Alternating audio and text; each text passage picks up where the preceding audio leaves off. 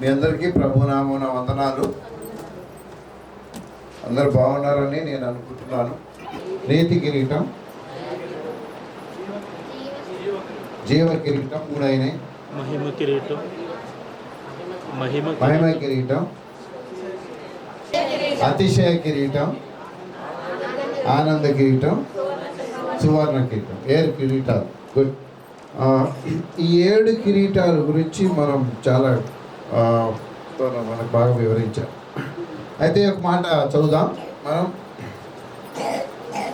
ఫిలిప్పీలకు రాసిన పత్రిక 4వ అధ్యాయం. కొంత సమయం ఉంది కాబట్టి మనం కొన్ని నిమిషాలు వాక్యం ధ్యానం చేద్దాం. ఫిలిప్పీలకు రాసిన పత్రిక 4వ అధ్యాయం మొదటి వచనం చదవండి. ఫిలిప్పీలకు రాసిన పత్రిక 4వ అధ్యాయం మొదటి వచనం. కావున నేను అపేక్షించు నా ప్రియ సహోదరులారా, నా ఆనందమును నా కిరీటమును అయ్యున్న నా ప్రియులారా, ఇట్లు ప్రభువునందు స్థిరులై ఉండు. ఈ 7 కిరీటాలు పొందాలంటే ఇక్కడ ఏం చెప్తున్నాడు? జాగ్రత్త గమనించండి. కావున నేను అపేక్షించు నా ప్రియ సహోదరులారా, నా ఆనందమును నా కిరీటమునయున్న నా ప్రియులారా, ఇట్లు ప్రభువునందు స్థిరులై ఉండుడి. ఏ కిరీటమైనా మనం పొందుకోవాలంటే అక్కడ ఒక షరతు చెప్తున్నాడు. ఏంటది? ఏంటా షరతు ఏంటి? మళ్ళా చదవండి.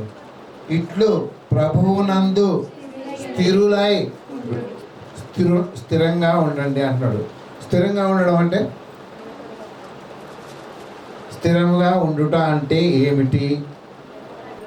నిలకడగా ఉండడం. ఇంకో మాట ఏమైనా ఉందా స్థిరంగా ఉండడానికి?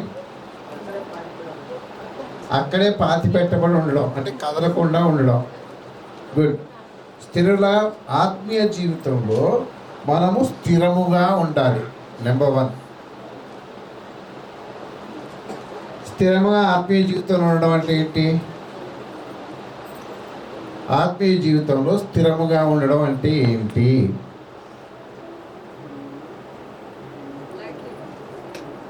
చెప్పండి. ఆత్మీయ జీవితంలో స్థిరంగా ఉండడం అంటే ఏంటి?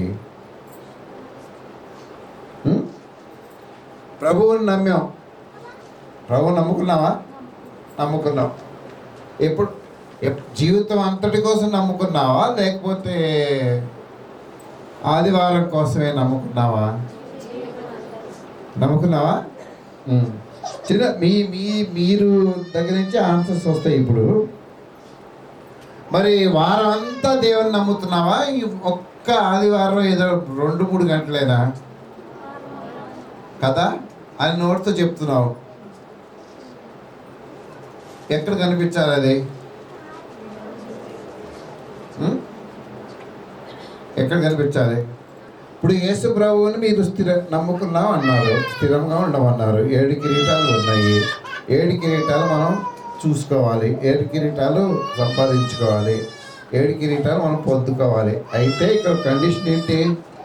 మీరు స్థిరముగా ఉండండి. ఎప్పుడు ఉండాలి స్థిరముగా అంటే, యేసు ప్రభువుని నమ్ముకున్న రోజు నుంచి యేసు ప్రభు కోసం, యేసు ప్రభు దగ్గరికి నువ్వు వెళ్ళేంతవరకు నువ్వు స్థిరంగా ఉండాలి. కష్టాలు వచ్చినప్పుడు ఏం చేయాలి?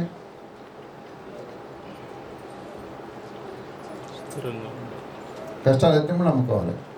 స్థిరంగా ఉన్నట్టు నటించాలి. కష్టం తీరేంతవరకు రోజు రావాలి. అంతేనా? ఇప్పుడు పరీక్షలు వస్తున్నాయి. బైబిల్ చదువుతున్నాడు, ప్రార్థన చేస్తున్నాడు, అమ్మ పెట్టింది తింటున్నాడు, అమ్మ చెప్పిన మాటలన్నీ వింటున్నాడు.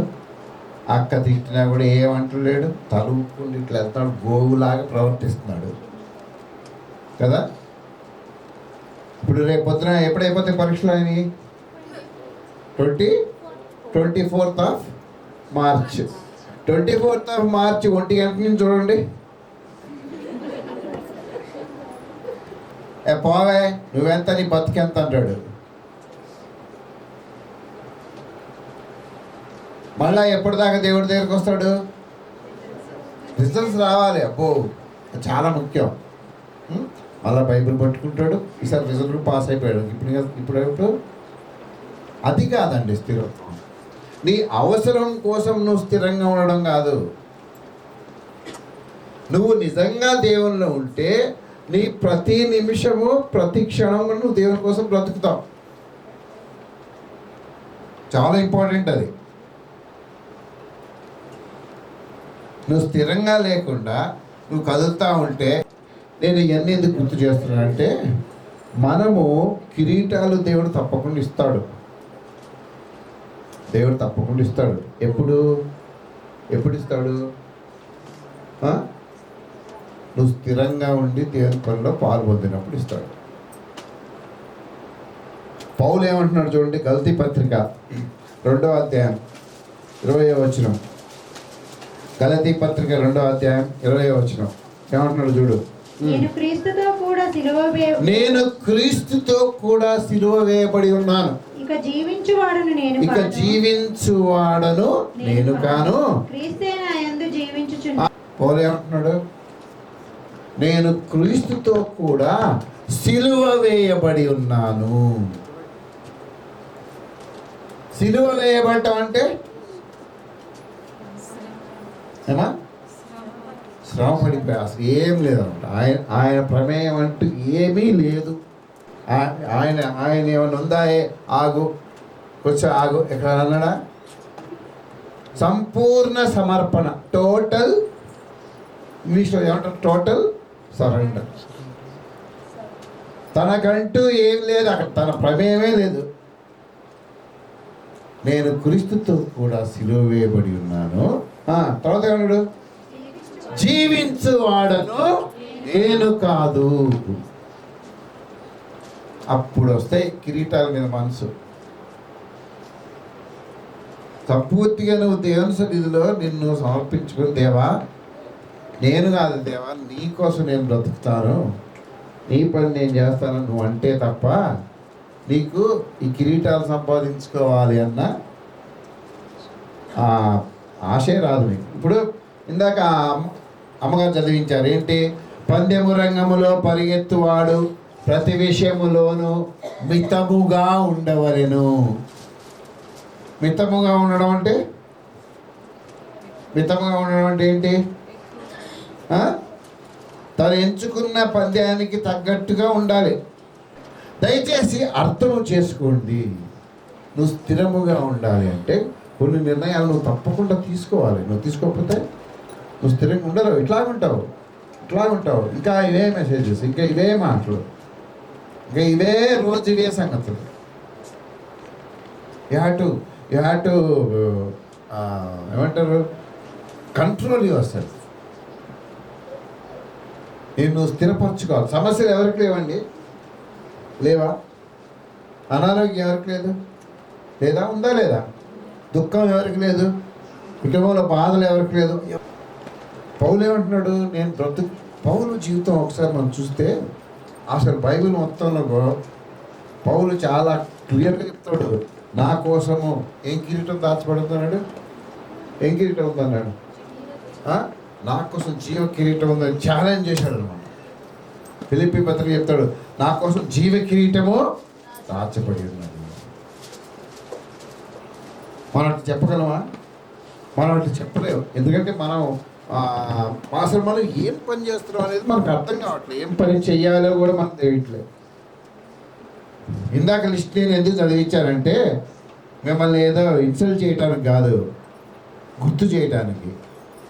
నువ్వు ఈ పని చేసావు, ఈ పని చెప్పావు, ఏం చేస్తున్నావు నువ్వు అని గుర్తు చేయడానికి. పౌలు జీవితాన్ని ఒకసారి చూద్దాం. మనం ఒక చిన్న మాట చూసి బడిలోకి వెళ్దాం. పౌలు అసలు ఆయన ఎంత గొప్పవాడో తెలుసా మీకు? ఆ రోజుల్లో యేసు ప్రభువు అంటే పౌలు సంఘకాలం ప్రారంభ దశలో మొదటి శతాబ్దంలో 2 యూనివర్సిటీస్ ఉన్నాయి ధర్మశాస్త్రం గురించి బోధించడానికి. ఒక యూనివర్సిటీ పేరు గమానియేల్ యూనివర్సిటీ. గమానియేల్ అన్న ఆయన కొద్ది మందిని మాత్రమే ఎన్నుకొని వాళ్ళకి ధర్మశాస్త్రాన్ని బాగా నేర్పించేవాడు. అంటే పౌలు గారు ధర్మశాస్త్రం మీద బాగా నిష్ణత, బాగా పట్టుదల ఉంది. ఆయన పట్టుంది ధర్మశాస్త్రం మీద. ప్రతి అక్షరం, ప్రతి అణువు గమానీయుల పాదాల దగ్గర కూర్చొని నేర్చుకున్నట్ట. అది అందరికీ రాదు. అట్లాంటోడు ప్రభువుని నమ్ముకున్నాడు. నమ్ముకొని ఏం చేశాడు? ప్రభు పనిచేయటం ప్రారంభించాడు. దాదాపు బైబిల్లోనే మనం గమనిస్తే 45 నుంచి 46 ప్రపంచంలో ఉన్నవి రకరకాల ప్రాంతానికి వెళ్ళాడు ఆయన. 3 మిషనరీ ప్రయాణాలు చేశాడు. 3 మిషనరీ ప్రయాణాలు చేశాడు. ఆయన తన గురించి చెప్పుకుంటాడు. చూడండి, కొరింథీ పత్రిక, 2వ కొరింథీ పత్రిక 11వ అధ్యాయంలో కొన్ని మాటలు చదువుదాం మనం. 2వ కొరింథీ పత్రిక 13వ అధ్యాయము. అందరూ బైబిల్ తీయండి. 2వ కొరింథీ పత్రిక 13వ అధ్యాయము 23 నుంచి. అందరూ బైబిల్ తీయండి. 2వ కొరింథీ పత్రిక 11వ అధ్యాయము 23 నుంచి చదవమ్మా. వారు క్రీస్తు పరిచారకులారా. 11వ అధ్యాయము 23వ వచనం. వెర్రి వాని వలె నేను మాట్లాడుచున్నాను. నేనును మరి ఎక్కువగా క్రీస్తు పరిచారకుడను, మరి విశేషముగా ఏమంటున్నాడు? మరి విశేషముగా ప్రయాసపడితిని. చదవమ్మా. మరి అనేక పర్యాయములు చెరసాలలో ఉంటి. అనేక పర్యాయములు చెరసాలలో. ఎన్నిసార్లు వెళ్ళావు నువ్వు చెరసాలకి? వెళ్ళావు ఎప్పుడైనా యేసు గురించి? వెళ్ళలేదు. వెళ్ళావా లేదా? అంటే చెరసాలలోకి వెళ్తానని తెలిసి కూడా క్రీస్తు కోసం చెప్పడానికి ఆయన వెనుకకి పోలేదు. అనేక పర్యాయములు నేను చెరసాలలో ఉంటిని. చదువు. అపరిమితముగా దెబ్బలు తింటిని. ఎవరైనా తిట్టారా? కనీసం నువ్వు దెబ్బలు తినమని కూడా నేను అడగను. నువ్వు సువార్త చెప్తుంటే ఎవరిని తిట్టారా ఇంతవరకు? తల పైకెత్తాలి నాకు.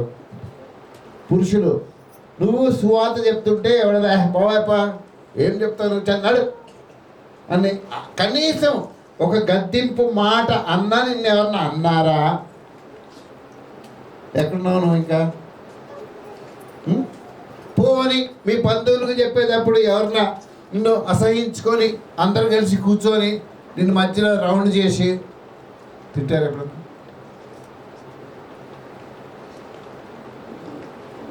ఒకటి 2 సార్లు అసహించుకొని ఉండొచ్చు. అయిపోయి ఈయనేమన్నాడు? అనేక పర్యాయములు నేను ఏమయ్యానంట? దెబ్బలు తింటిని, ముమ్మారు బెత్తములతో కొట్టబడి తిని, ఒకసారి రాళ్లతో కొట్టబడి తిని.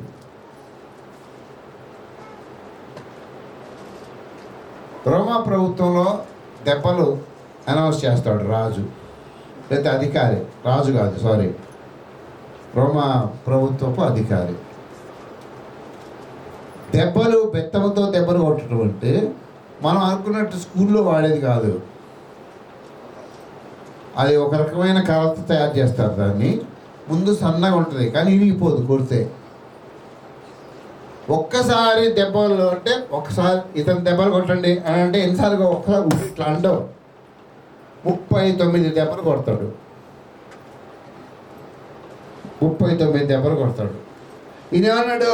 ముమ్మారు అంటే ఎన్ని దెబ్బలు తిన్నాడు? 137 దెబ్బలు తిన్నాడు. చాలా సన్నగా ఉండేవాడంట ఆయన. చాలా తిన్నుగా ఉండేవాడంట ఆయన. కానీ ప్రభు కోసం ఇంటి స్థిరపడ్డాడు. ఎందుకురా బాబు, గమానీయుల దగ్గర నేర్చుకున్నాను కదా, 4 పిల్లలు పెట్టుకొని ధర్మశాస్త్రం నేర్పిస్తే తల ఇంత ఇచ్చిపోతారు కదా, నాకు ఇంత దెబ్బలు తింటే అవసరమా అనుకున్నాడా? అనుకోలేదండి. ప్రభువు పని చేయాలని స్థిర నిశ్చయం తీసుకున్నాడు, స్థిరపడ్డాడు. భయపడి వెళ్ళిపోయాడు. ఎక్కడి నుంచి వెళ్ళలేదు. అమ్మా. ఒకసారి రాళ్లతో కొట్టబడితిని, ముమ్మారు ఓడపలిగి. రాళ్లతో కొట్టబడుతుంది అంటే మీకు తెలుసు, ఎవడో రాయేసాడు. ఆ గుంపు అందరూ ఏం చేస్తారు? రాళ్ళు వేసి టపటా విసురుతుంటారు. వీడు చచ్చాడులే అనుకొని అప్పుడు వదిలేసి వెళ్ళిపోతాం. వదిలేశాడా దేవుడిని? వదిలేశాడా? దేవుడు ఉమ్మారు ఓడ పగిలి శ్రమ పడితిని. ఒక రాత్రింబగళ్ళు సముద్రంలో గడిపి తిని అనేక పర్యాయములు ప్రయాణములలోను నదుల వలనైన ఆపదలలోను దొంగల వలనైన ఆపదలలోను నా స్వజనుల వలనైన ఆపదలలోను అన్యజనుల వలనైన ఆపదలలోను పట్టణములో ఆపదలలోను అరణ్యములో ఆపదలలోను సముద్రములో ఆపదలలోను కపట సహోదరుని వలన ఆపదలలోను ఉంటిని. ప్రయాసముతోను కష్టములతోను తరచుగా జాగరణతోను ఆకలి దప్పులతోను తరచుగా ఉపవాసములతోను చలితోను దిగంబరత్వముతోను ఉంటిని. ఇంకనూ చెప్పవలసినవి చాలా ఉన్నవి. అయినా సరే ఎందుకు వదిలిపెట్టుకోలేదు? ఎందుకు వదిలిపెట్టుకోలేదు? తిరుగున్నాడు. దేవా, ఏమన్నా కానీ బ్రతుకుట అయితే క్రీస్తే, చావు అయితే నేను ప్రభు కోసం చచ్చిపోతాను అనుకున్నాడు. అది స్థిరత్వం ప్రభువులో. ఆ విధంగా నువ్వు ప్రభువులో స్థిరంగా ఉంటే, ఇందాక మనం విన్నట్టు దేవుడు కిరీటాలు మనకు ఇస్తాడు. నువ్వు ఇంకా ఊగులాడుతూనే ఉంటావు. ఒక వ్యక్తి స్థిరంగా ఉన్నాడా లేదా మీకు ఒకటే క్లూ చెప్తాను నేను, మిగతా ఇంకేం అవద్దు. ఒక వ్యక్తి కనుక స్థిరంగా ఉంటే దేవుని మందిరానికి, దేవుని పనులకు ముందు ఉంటాడు. అదొకటే క్లూ. నీకు ఇంకా ఏమన్నా కానీ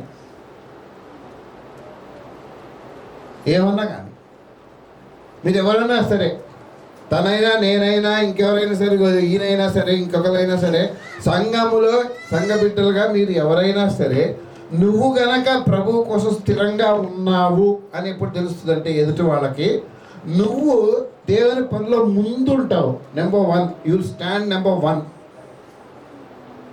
నాకు ఈరోజు జాబ్ ఉంది, నాకు ఈరోజు కడుపు నొప్పి వచ్చింది, నాకు ఈరోజు ఇంకో పని వచ్చింది, నేను హాస్పిటల్కి వెళ్ళాలి, లేకపోతే హాస్పిటల్కి వెళ్ళి వచ్చాను.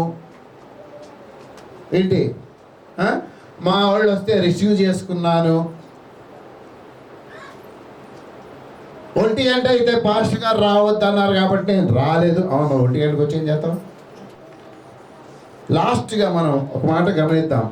ఇది ఒక్కటే కాదు, హెబ్రీ పత్రిక చూడండి, అక్కడ చెప్తాడు 11వ అధ్యాయం.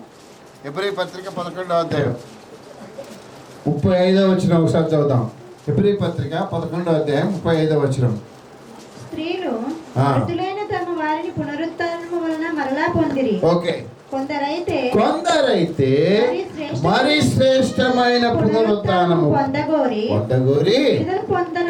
విడుదల పొందనల్లక యాతన పెట్టబడిరి. మరికొందరు తిరస్కారములను కొరడా దెబ్బలను మరి బంధకములను ఖైదును అనుభవించిరి. రాళ్లతో కొట్టబడిరి, రంపములతో కోయబడిరి, శోధింపబడిరి, ఖడ్గముతో చంపబడిరి. విలియం టిండేల్ అని ఒక ఆయన ఉన్నాడు.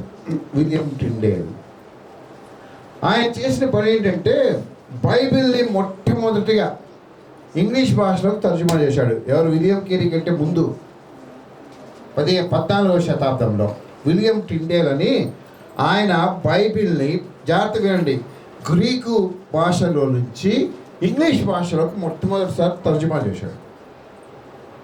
తర్జుమా చేసినప్పుడు ఆ రాజుకి అది ఇష్టం లేదు. ఇష్టం లేకపోతే ఏం చేశాడంటే, విలియం టిండేల్ ఇట్లా చేస్తాడని బయటికి తీసుకొచ్చాడు. రాత్రంతా బాగా భోజనం పెట్టేవాడు. పొద్దున్నే తీసుకెళ్ళి ఓ జంతువుని చంపి దాంట్లో ఉన్న మాంసం అంతా తీసేసి ఇతను లోపల పెట్టి కుట్టేసి గాలి రావడానికి ముక్కు దగ్గర 2 రంధ్రాలు చేసి వదిలేసేవాడు, ఎండలో పడేసేవాడు. ఏమయ్యేది? ఏమవుద్ది తెలుసా మీకు? ఏమవుద్ది? ఆ ఎండకి ఆ చర్మం ఏమవుద్ది? ప్రెస్ అవుతుంటుంది కదా. ప్రెస్ అయ్యే కొద్ది ఏమవుద్ది? లోపల బతికినోడు మనుషులోడు ఏమవుతుంది, దగ్గరికి అవుతుంది చర్మం. ఈయనకి ఈయన ఎముకలన్నీ ఇరుగుతూ ఉంటాయి. మళ్ళా రాత్రి తీసేవాడు, తీసేసి మళ్ళీ మంచిగా ఫుడ్ గిట్టు పెట్టి పడుకోబెట్టి మళ్ళీ పొద్దున్నే ఇంకోసారి బైబిల్ తర్జుమా చేస్తావా, చెయ్యను అంటే నేను వదిలేస్తా. లేదు. మూడో రోజు ఏం చేసేవాడు తెలుసా? మూడో రోజు అయిపోయింది. మూడో రోజు ఏం చేసేవాడు, పైన ఏడాడు కట్టి కింద మంట పెట్టేవాడు. గ్రిల్ చికెన్ చూసారు ఎప్పుడన్నా? గ్రిల్ చికెన్ కింద బట్టీలో పెడతారు కదా, అట్లా బట్టీలా పెట్టి పైన ఏడాడు కట్టేవాడు. పైన ఎండ, కింద ఇప్పుడు ఏమైపోద్ది బాడీ?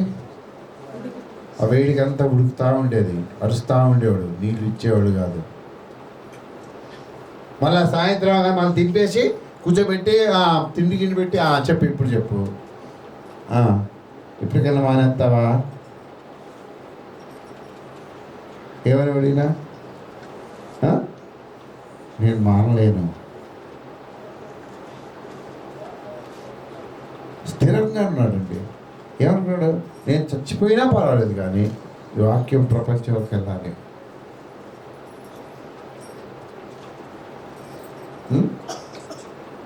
అందుకే విశ్వాసులు ఈ రోజుల్లో స్థిరంగా ఉండట్లేదు. మీరు మళ్ళా ఒకరు చెప్పాల్సి వస్తుంది. ఇందాక పాస్టర్ గారు చెప్తున్నారు, ఫోన్ చేయాల్సి వస్తుంది. ఈ మధ్య కొత్తగా స్థిరత్వం లేదన్నమాట. విలియం టిండేల ముందు మనకు నిలబడగలమా? ఆఖరికి ఆయన అట్లా చనిపోయాడు. స్థిరంగా ఉండండి ప్రియారా. ఊరికే మాటకి రోజు ఒకటే. మొన్న సెమినార్ వెళ్ళానండి. ఒక సెమినార్లో ఒక ఆయన ఏం చెప్పాడు తెలుసా? చాలా మంచి మాట చెప్పాడు ఆయన. దేవుని ప్రణాళికలో విశ్వాసులు అందరూ ఉంటారంట. అందరూ ఉంటారు. Everyone is there. దేవుని ప్రణాళికలో ఉన్నావు కాబట్టే నిన్ను దేవుడు రక్షించాడు. అయితే దేవుడు నిన్ను ఊరికే రక్షించలేదు, నీ గురించి అంతా తెలిసే రక్షించాడు. బాగా వినండి. ఎందుకు వెన్నుకున్నాడంటే, అతను అట్లా ఉన్నా సరే, అతను గనక ఇతను ఒక రోజు నా దగ్గరికి వస్తాడు, అప్పుడు ఐ విల్ టీచ్ హిమ్. నేను ఆయనకి నేర్పిస్తా, నేను ఆయన్ని వాడుకుంటా.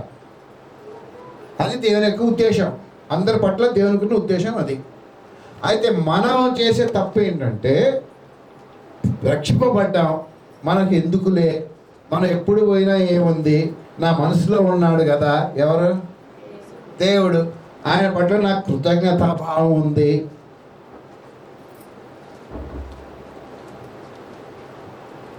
అవసరమా? నేను రక్షించడం అవసరం. ఇప్పుడు స్కూల్లో పిల్లల్ని చేర్చావా? ఎందుకు చేరుస్తావా స్కూల్లో పిల్లల్ని?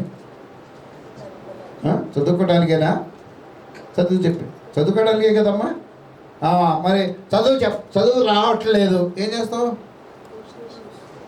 చెప్పు గట్టిగా. ట్యూషన్ చెప్పిస్తావు. పోనీలే, ఇది చదువు రావట్లేదు. దేవుడి ఉద్దేశం కూడా అదేనండి. నీకు రాదు, నాకు రాదు అని దేవుడికి తెలుసు. అయితే మనము గనక, దేవా నేను నీ పని చేస్తాను. ఇప్పుడు బైబిల్లో నువ్వు గమనిస్తే శిష్యులు ఉన్నారు, 12 మంది శిష్యులు. 12 మంది శిష్యుల్లో ఒకటి వెళ్ళిపోయాడు అనుకోండి, మళ్ళీ 12 మందిలో 4 తప్ప 8 మందికి చదువు రాదు. తోమా ఉన్నాడు, ఆయనకి ఏం చదవచ్చు? అమాయకుడు కదా. నేను దేవుడు యేసు ప్రభువుని నా కంటితో చూస్తే తప్ప అన్నాడా? ఏమన్నాడు? అమ్మా గట్టి చెప్పు. ఆయన గాయంలో ఏళ్ళు పెట్టి నేను కొలత చేసి ఇట్లా అని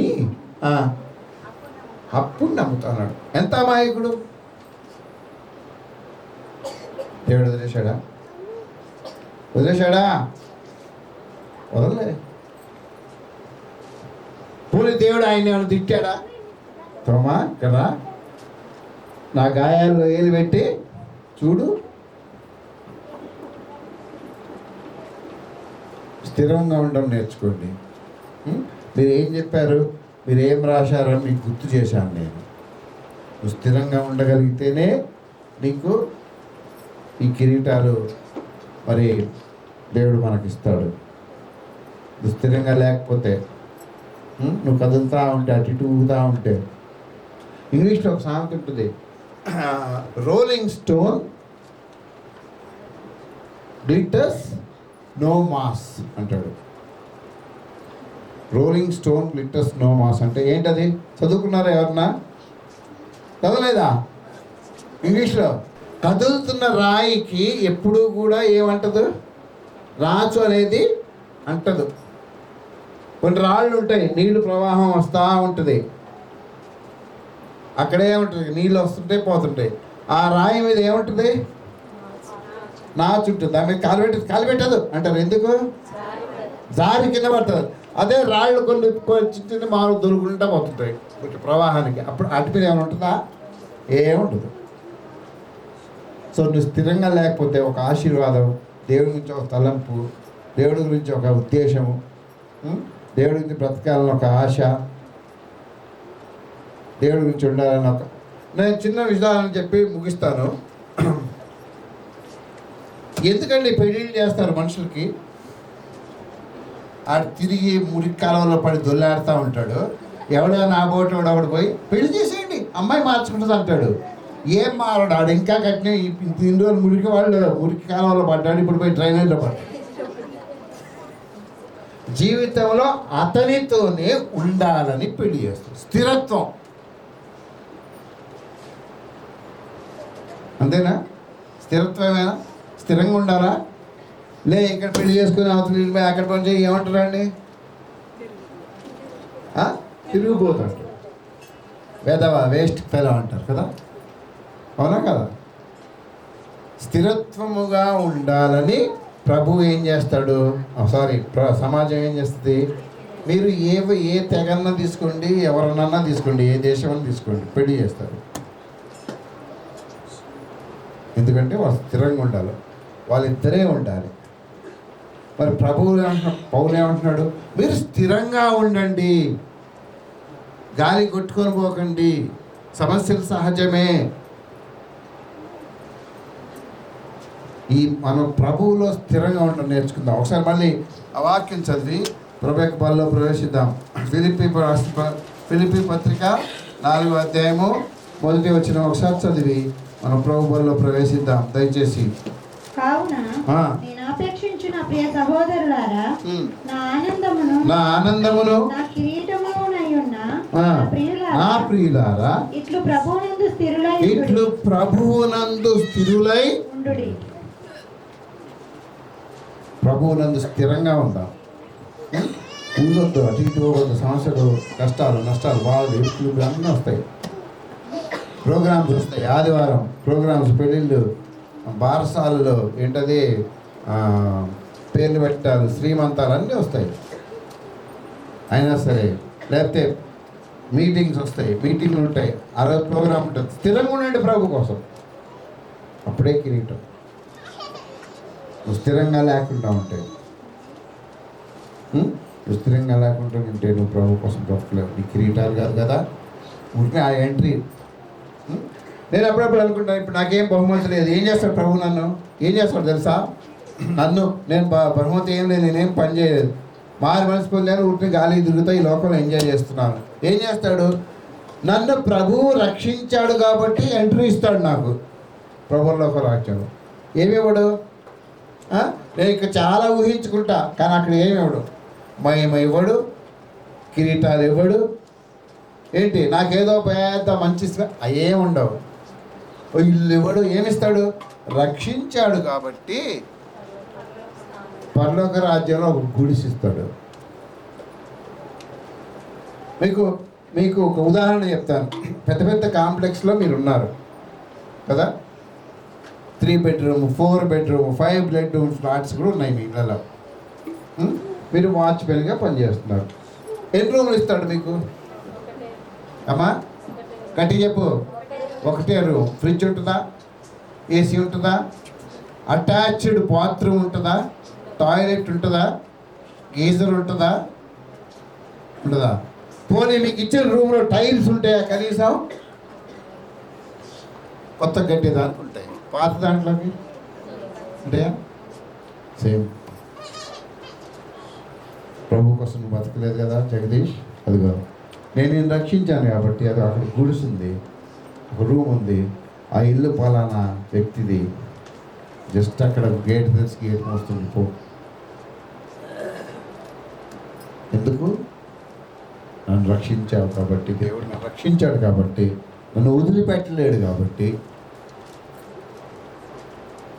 నాకు ఆ జాబ్ ఇస్తాడు. ఇంకా అంతకంటే తక్కువ ఏమైనా ఇస్తాడేమో ఇక మరి. నేను చూడలేదు కదా అక్కడ ఏముంటాయో. బైబిల్ చెప్పట్లే అక్కడ ఏం జాబ్స్ ఉంటాయి చెప్పట్లేదు, ఏ పని చేయాలో కూడా చెప్పట్లేదు. Bible is not describing anything. కాబట్టి సభ్యులారా, మరి ఈరోజు మనము దేవుని సన్నిధిలో చక్కటి మాటలు విన్నాం. కిరీటాలు, కిరీటం తప్పకుండా ఉండాలి. మనం కిరీటం తెచ్చుకోవాలి, కిరీటం సంపాదించుకోవాలి. పని చేయండి, నాకు ఈ కిరీటం కావాలి, అక్షయ కిరీటం కావాలి, నీతి కిరీటం, ఆనంద కిరీటం కావాలి, మహిమ కిరీటం కావాలి, కనీసం తక్కువ ఒక బంగారు కిరీటం కావాలి. జీవ కిరీటం ఉందన్నాడు, జీవ కిరీటం కావాలి. ఒక ఆధిక్యత కావాలి అక్కడ, ఒక లీడర్షిప్ కావాలి నాకు అక్కడ, దేవుడు ఒక జాబ్ ఇవ్వాలి నాకు అక్కడ.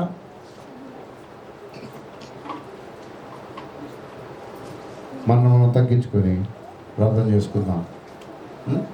దేవుళ్ళు నువ్వు స్థిరంగా ఉన్నావా, లేకపోతే ఇంకా ఊగుతున్నావా? వాళ్ళు ఫోన్ చేసి పిలవాలి, ఒకరు గుర్తు చేయాలి. రేపు ఆదివారం, రేపు నీకు ఆరాధన ఉందని ఒకరు చెప్పాలి, టైంకి రమ్మని ఒకరు చెప్పాలి. నిన్ను ఆల్ దీస్ థింగ్స్. సో బలహీనమే నిజం. నేనైతే ఒప్పుకుంటాను, నేను కూడా బలహీనున్నే. కానీ దేవుడు కౌంట్ చేస్తాడు ఎంతవరకు స్థిరంగా ఉన్నాం. అంత చిన్న జబ్బు వస్తే ఆగిపోతాం మనం కదా. సో ఈరోజు పాస్టర్ గారు వాక్యం తీసుకున్నారు, ఎందుకంటే నాకు బాగాలేదు. I was very sick. నిన్న సగంలో బాగా కడుపు నొప్పి, విపరీతమైన కడుపు నొప్పి. ఈరోజు ఇంటికి అసలు నాకు ఇది కూడా లేదు, ఓపిక కూడా లేదు. కానీ నేను అన్నా, లేదు బాబా, ఈరోజు నేను బ్రతికున్నాను అంటే please want to come back. అది స్థిరత్వం. అదండి స్థిరత్వం అంటే. ప్రభు కోసం దేవుడు కౌంట్ చేస్తాడు దాన్ని. కనీసం నన్ను చూసాను నేర్చుకోండి. ఇంట్లో చుట్టాలు వస్తే లేటు, తలనొప్పి వస్తే లేటు, లేతే మామూలుగా ప్రతి నెల జరిగే నష్టాలు జరుగుతుంటే లేటు, అన్నిటికీ లేటే. మనం మానేస్తాం. నో, పరీక్షలు వస్తున్నాయంటే రారు అసలు. ఏంటి 1 గంటలో చదివేస్తారా?